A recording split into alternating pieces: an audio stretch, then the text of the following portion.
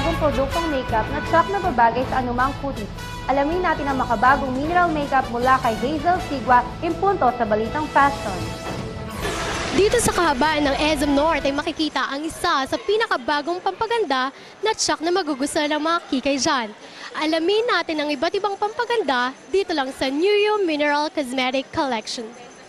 Ayon sa may-ari ng naturang cosmetic line na si Miss Cecil Uy, ang Nuyo Makeup ang kauna-unang nagbenta ng mineral makeup dito sa Pilipinas. Patok na patok ang mga produkto nila para sa may mga sensitibo ang balat dahil may mga vitamins ito na dinisenyo talaga para sa may allergic sa ordinaryong makeup. Meron din kami nakarinig ako about mineral makeup sa abroad. So ang ginawa ko is tinry ko siya. Tapos yun, nagustuhan ko siya kasi nga bukod sa nalaman ko na healthy siya, at the same time, hindi ako matatakot gamitin. Kasi ang isa pa rin naging concern ko noong time na yon, yung mga anak ko kasi, usually, umaabay sila.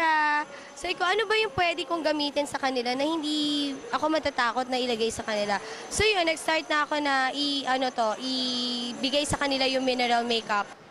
Ayon kay Miss Cecil, ang pinakamabentang produkto ng Nuyo ay ang concealer na ginagamit upang matakpan ang mga pimples at dark spots sa mukha.